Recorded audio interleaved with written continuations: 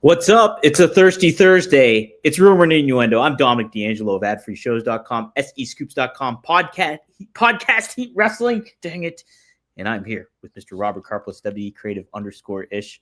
Robert, happy Thursday. How was winter for you? Did it show up? Warner Breeze said, hello, R&I. Will Dom finally get the intro right today? No. Podcast. No, he will not. Actually, it was chilly this morning. It was like 52 degrees outside when I first went out there. That is a little chilly in Florida. Didn't love that. I don't love 26 up here either. It feels like 16. 52 is fine. I just wasn't expecting it first thing in the morning, like bringing in the trash. And I was just like bringing in trash bins, and all of a sudden I'm just like, ooh, that's a little brisk. Like that Lipton brisk iced tea. That's brisk, baby. Mm-hmm. Willie Thornbrew says the fact that the intro is always wrong is what is right about it. I don't know about that. No, Willie. That's not. Split the landing all the time. Now I'm in a funk. I'm in a funk, and not a Terry funk. Wrestling Old Head does your old co-host Road Dog shtick. Yeah. Ladies and gentlemen, boys and girls, children of all ages, Podcast Heat proudly brings to you its podcast champions of the world, which I believe would probably be one of the other Conrad shows. Oh no, it definitely ain't Booker T. By the way. So I watched NXT Deadline. I talked about it with Scott. The one thing I forgot to talk about, Booker T is so bad on commentary that I'm starting to think he signed some sort of NDA and they're just trying to keep him happy. Interesting. You don't like Booker T on there, huh? No, I do not. Dre Owen says, hello, RNI. TK has yet to announce any matches for the pay-per-view. Did he forget? Also, are you so excited? I don't know, Dre. I got to think about it. Maybe. Anyway. Maybe I am. The pay-per-view is not until December 27th. Yeah, they got a little bit of time. I think maybe Tony Khan's factoring in Christmas and the holidays. Well, it's also that's my birthday. That's the most important day of the year, Dom. Oh, is it? Yes. Well, I did not know that. Now I'll have to make a note. They will be in beautiful Chicago. Is that what you're doing for your birthday? Going to World's End then? No, I'll be in Manhattan. I'll be in a real city. You are going to be in Manhattan that time. Oh, nice. I'm going to be in Manhattan that weekend celebrating. Oh God, I'm at the age where I don't remember how old I am. Isn't that great when that happens? No, I used to make fun of people that were like, "How do you not know how old you are?" And then I just paused for a minute and I had to do math in my head and realized I'll be 43. My goodness, Robert. Wrestling Old Head asks, what do you want for Hanukkah? I want to be able to understand this damn Continental Classic bracket. I'm starting to. It's been several years. It's slowly starting to make a little bit of sense. 8 crazy rounds, Robert, for 8 crazy nights. That's what that was what we did last year for BRCW. We did Festival of Fights. Yeah, nice. It was delightful. It's where we had MJF. Oh, yeah. The best booking of MJF all year. Ooh. And certainly the best booking of MJF for 2025. Can't wait till he's. I was gonna say I can't wait till he's back. There's nothing where I'm like, man, I wish MJF were back on TV. He's the Joker. He's like the Joker of Batman. You don't have a Batman right now. Did you just have to clarify what Joker you meant? Well, I didn't want to call him like a Joker like Steve Miller Band or anything like that. No confusion there. I wanted to make clear. I'm a journalist, Robert. I want to make sure I'm clear in my words. I assume that this was you were talking about Joker's Wild. See, it could have been that too. The old Jack Barry game show. Mm-hmm. Yep. Don't want to screw up with that. No, but like he doesn't have a Batman. That's it. Sorry, what was that bell? Did someone just say you were right? Like, what's going on here? What's that? I heard a little ding. Razor has a razor keychain on his collar, and that's what's hitting his dish right now. Oh, good. I was hoping there'd be more ambient noise on a Dominic D'Angelo broadcast. I brought some wind chimes. Well, speaking of things that blow, let's talk about Dynamite. Actually, no, wow. I can't say that. Winter was coming. And there was blue and gold and guys coming in blue and gold. You already know what time it is. It's time to level up, and Blue Chew has just dropped something crazy. I'm talking next level championship belt gold plated energy. Blue Chew Gold. I love that they did the blue and the gold right now with the Continental Classic. But Blue Chew Gold is the newest innovation from the #1 chewable ED brand. This ain't your grandpa's little blue pill. This is the 4-in-1 beast that's setting for performance. We're talking 2 ingredients for blood flow to keep that rocket pumping, mixed with apomorphine and oxytocin to turn up the arousal and connection in your brain and body. And we've got a special deal for our listeners. Get 10% off your first month of Blue Chew Gold with code RUMOR. That's promo code RUMOR. Visit BlueChew.com for more details and important safety information. And we thank Blue Chew for sponsoring this episode of Rumor and Innuendo. Yeah, Blue Chew Gold, baby. Go for the gold, everybody. Go for the gold. That's it. I think that's rolled gold pretzels. Man, I love rolled gold pretzels. They are delicious. There's not been a better pretzel innovation. No, there really hasn't. There really hasn't. There was a short window of time. There was that Snyder's of Hanover. Snyder's is pretty good. They were good. That was a big thing for a short window of time, but that's not an everyday snack. Not much of a snack guy, but if I was, I would see Devin Dowling throwing out combos. This is a man who thinks that Hot Pockets are fine dining. I'm not a combo. Honey, let's get the Elios. Dre Owens earned his daily ban by saying bugles.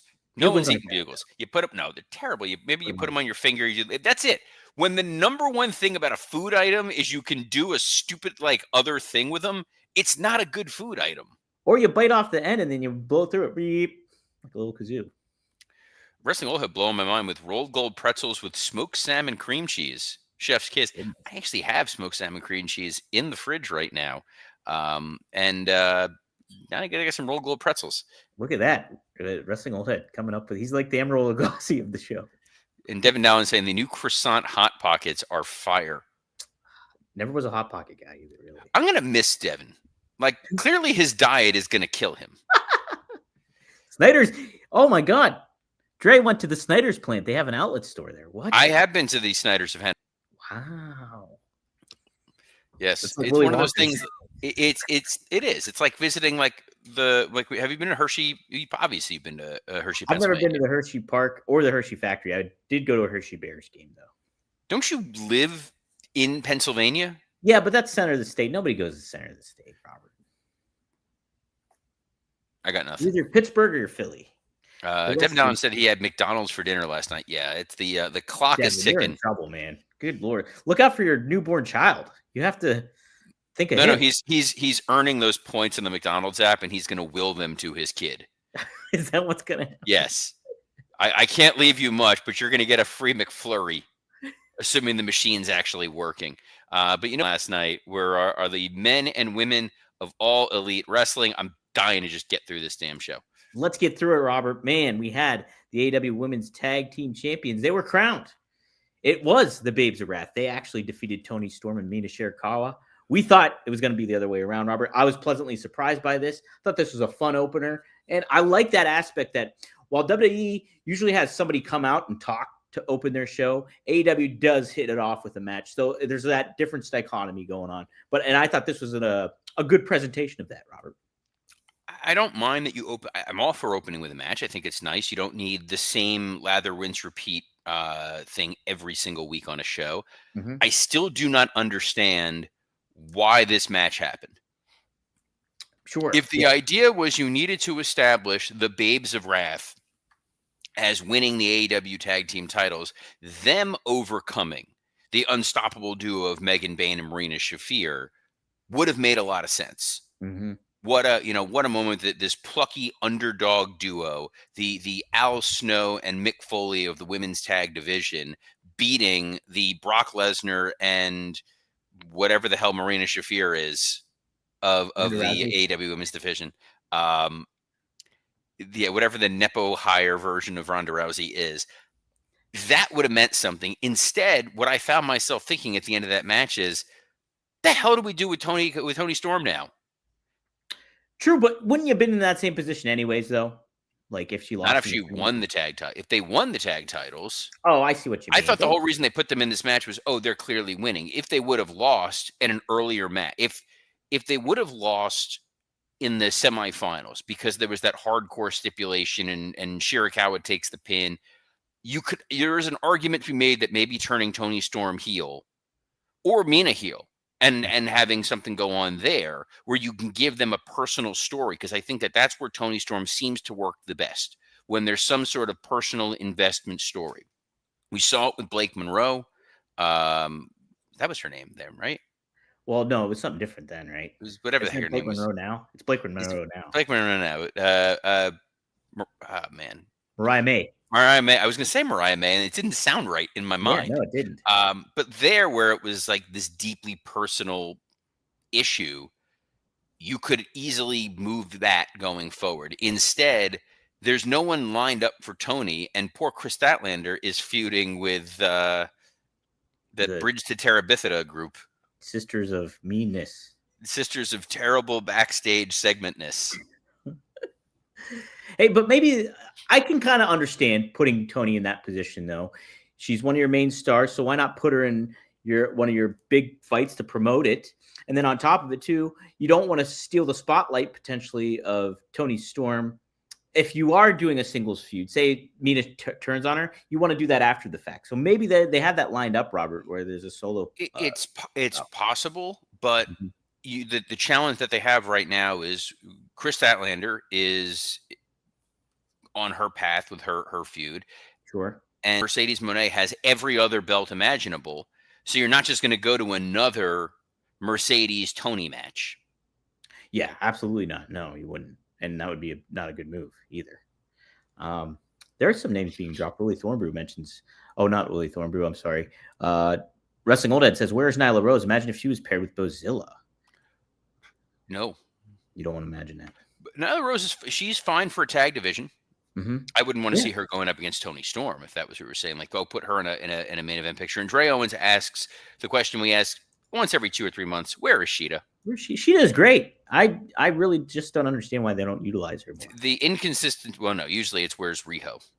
Yeah, that is really. Nobody needs to see Riho. I'm going to pull up what's next on this to get through the rest of this dang show, because I took notes, Tom. Good for you. Notes. There was an Ops promo, which was fine. Mm-hmm. There was a Death Riders promo that was pure babyface. Yeah. As long as there's sands in the hourglass.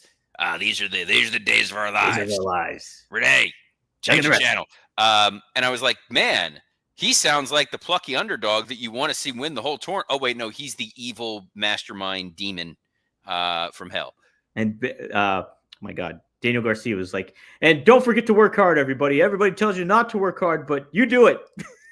Dude, Daniel Garcia is grim death. He really is genuinely bad. The repeating exactly what Moxley said, and then like people say don't try hard. Well, we try hard. You got to try hard too. Yeah, I don't get what's going on here. What this Death Riders? It's dead in the water, and even more so now. It's just like they're not a threat. Claudio, there was the notable absence of Claudio not in that segment. Right. Well, Claudio, who also lost on Collision to Mascara Dorada of the famed Kenny Bunkport Doradas. Oh yes, of course. I don't know why that amused me so much, but it did. Jungle Boy Jack Perry took on Kazuchika Okada. Yes. I tell you what my big takeaway from this match is Okada hits really hard. He makes it look believable. Good match, good, clean win for Okada. And then how many bags of money are there? I don't know. Like, not to be the Jew in the room and ask the question, where I just, like, as soon as I said it, and I was just like, oh, where's my bag? But like, Don has a bag of money. The Young Bucks have a bag of money. I don't understand what the hell's going on. A bunch of Don Callis family people come running out. A dinosaur comes running out. The Bucks come running out. Kind of poorly timed stuff, it seemed like, because Luchasaurus kind of looked like a wimp not getting in the ring. I know he's up against how many other men, but he's a dinosaur. Like, he should be fearless. And so he had to hesitate and wait for the Bucks to come and hit them with chairs. So it looked like a little mistimed moment over there. Eddie Kingston cut another great promo. Yes, he did. Mm-hmm. Another emotional. 50 years ago, Terry Funk won his world title, and my parents, and then he got all choked up, and he's good at the promoing, Dom. Very good, top notch. Then Briscoe came out and talked. Yeah, we went back-to-back emotional underdog babyface heartfelt promos. Yes, and so he's in the mix with Wheeler Yuta and Danny Garcia. I thought it was so funny that you heard Yuta's voice, and Excalibur's like, "We know who that is." I had no idea who it was. Dude, I've known Yuta for 7-8 years now. We're friends. I didn't recognize his voice. Marty, who's barking, did not recognize his voice. Yeah, I recognize that voice. Marty's more recognizable voice than Wheeler Yuta, fortunately. But yeah, I'm gonna let him out of the old. You let him out. I'm gonna let him come hang out here. He was napping because he was talking about the first hour of Dynamite, and clearly he was fast asleep. But now we're on to the big tag match. Yes, it's almost big. Swerve Strickland's arms are very big. Right? Swerve looks like he has been eating his Wheaties. Been taking maybe a little creatine, I'm thinking. How dare you? He does not have Barry Bonds. Actually, he does start getting Barry Bonds' head. I'm fully going to text that to him. The dog. I'm going to write, "You're getting Barry Bonds' head." That's great. He's side by side of him. Swerve Strickland with the Pirates, and then Swerve Strickland with the San Francisco Giants. Yes. People who looked very similar to you and I yesterday said that Shibata's pretty much in this match to take the pin. Yes. You'll never guess what happened at the end of this match, Tom. Shibata, he took the pin, Robert. Get out of town. He did. I love how Hangman and Swerve got along and then would forget that they're not supposed to get it. Oh wait, no, we're going to stare at each other and yet still easily beat the Ops. Yes, yeah. Fun match, though. Fun match. It was fine. It was inoffensive, but it did not feel like. If I were to tell you it's the Ops versus Hangman and Swerve, and it's Hangman and Swerve teaming up for the first time in who knows how long, because I'm sure at some point in recorded human history they've teamed up. This was just kind of there.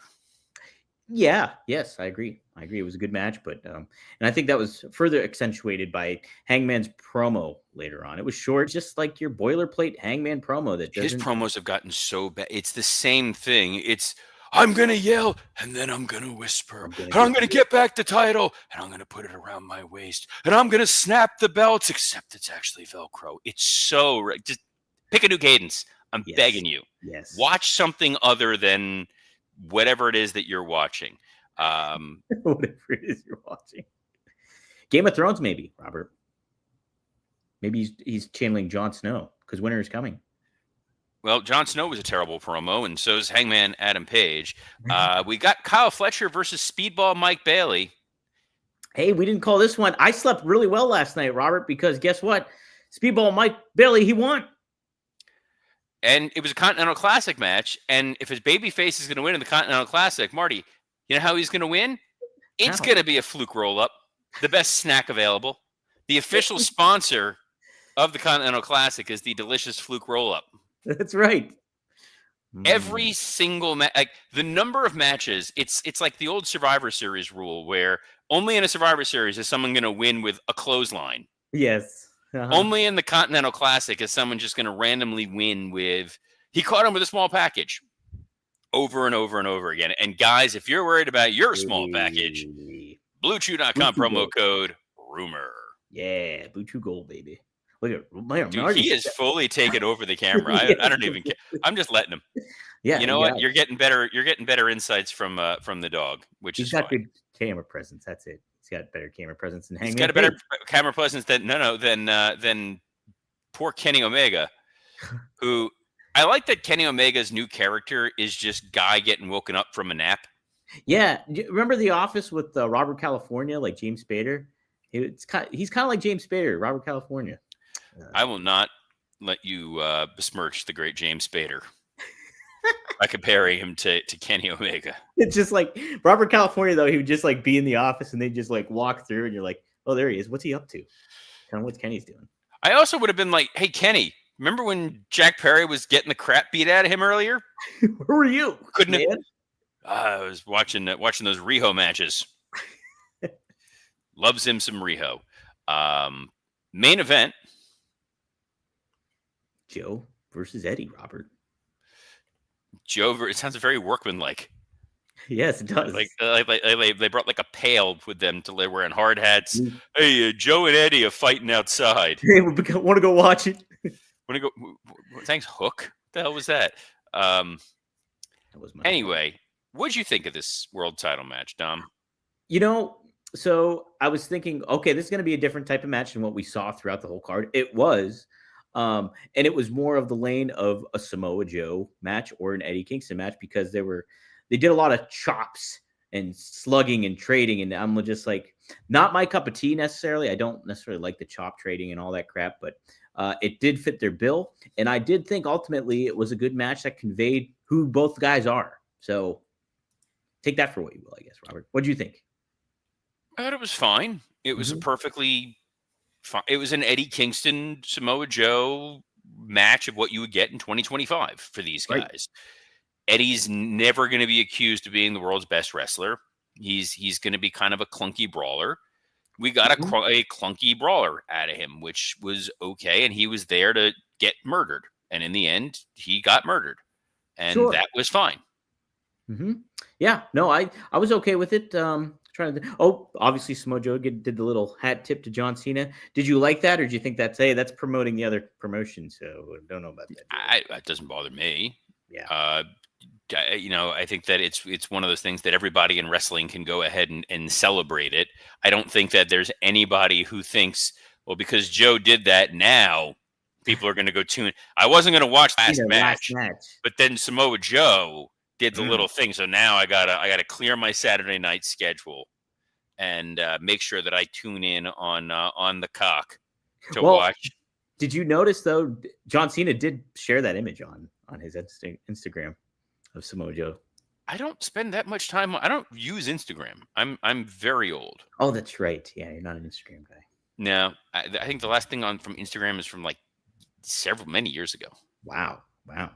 Not a thing I use. It's just I committed to Facebook, and I was just like, all right, I'll just stick with Facebook for a while, and that was fine. That's where we have the Working Stick Facebook group, by the way, if you're not a member of that. A lot of people on there say nice things about Dom. Oh, plenty of nice things. Yeah, they love me. People also pointing out that I think Monday and Tuesday's episodes of Rumor and Innuendo were not available to download on podcasts. So you may want to check the audio. I mean, yesterday's. I don't think I posted yesterday's, but the other two are. The latest two are. Otherwise, hold on a second. Dre Owen says Robert's still using MySpace. You know what? I never used the MySpace. You never use it? Nope. Didn't use MySpace. Didn't understand the appeal of it at the time. It's a little overwhelming. It was. It was a lot of. There was a lot of like sparkly graphic stuff and ranking your friends. And I was in college. I didn't care. And then Facebook came out, and I was like, oh, okay. Facebook. I joined when I was at WWE because I had left. You still had your university account because it was specifically. I still have my UF ID. Yeah. Because it was specifically a college. A college thing. I had just left that. I graduated in December, started in February. So I still had an active UF ID and joined Facebook, and there you are. Yeah, there I am. I was clearing university. Golden Eagles, baby. Blue Chew Gold. Promo code Rimmer. How about that, Tom? Any other final thoughts, takeaways from this show, Dynamite? I think that it's that same feeling that someone mentioned earlier of, this like winter is coming is the big focus. They're going over to Europe. They're loading up matches for Cardiff. They're loading up matches for Saturday's Collision, which takes place, I think, at like 2:00 in the afternoon or something like that, which is smart to not run it up against the last John Cena match. Correct. But the World's End pay-per-view always feels like an afterthought of a show. Doesn't it? Yeah, because certainly we got that vibe last year, I believe. Like, it was just I mean, we got they're building up this FTR tag match against the Gun Club. That's going to Mm-hmm. happen on free TV. They had the women's tag tournament that ended on free TV. I get that we're getting Hangman versus Joe, but we just saw Hangman versus Joe, and it feels like there was something else brewing or developing. And then we're getting the Don Callis family versus a reunited Elite on free TV. Mm-hmm. Correct. For our friends over in Europe. But if you're in Europe, you can watch us anyway every Monday at noon Eastern, 9 a.m. Pacific, 6 p.m. if you're over in Europe. Hey, and isn't it 5 p.m.? 5 p.m. if you're in London, depending on time zone. But mainland Europe, full on like the continent. I did not know that, Robert. I know that one of my best friends lives in Germany. I have to say one of, because I have to count my wife as one of my best friends. That's the little asterisk. But my oldest best friend lives in Germany, so I have to do the 6-hour math. Yeah. If I'm going to call him at any point in time, be like, wait, what time is it there? When can I send him this, clip of Hank Azaria on Rich Eisen's podcast doing? Did you see that? That was fantastic. Oh, it was tremendous. Go check. By the way, check that out, guys. They gave Hank Azaria a bunch of rants. Famous, and the most important one is obviously the Allen Iverson practice one, and he does it as Simpsons characters. Yes. And you realize when you don't see the visual how close Snake and Duffman are. Yeah, right, Duffman. Yes, but I also learned today. I was years old when I found out that Harry Shearer was not the first person to voice Mr. Burns, nor was Hank Azaria the first person to voice Mo. There was another actor who played, in Starscream on G.I. Joe. He was cast in the first season of The Simpsons, got replaced. This is what happens when you're friends with Mike Lawrence. Every once in a while, you get these random little just pearls of wisdom. Pearls of wisdom we share with you every Monday through Friday at noon Eastern on a plethora of platforms, including the WWE Creative _ISH X account, the @Dominic D'Angelo X account, the @SE Scoops X account, and on YouTube on Rumor and Innuendo, ad-free shows, and podcast heat. On behalf of the guy who still will not stop wearing these damn Jets logos in front of us, Dominic D'Angelo, I'm Robert Karpelis. Best of luck in your future endeavor. Man, not a game, practice. We're talking about practice. Shh.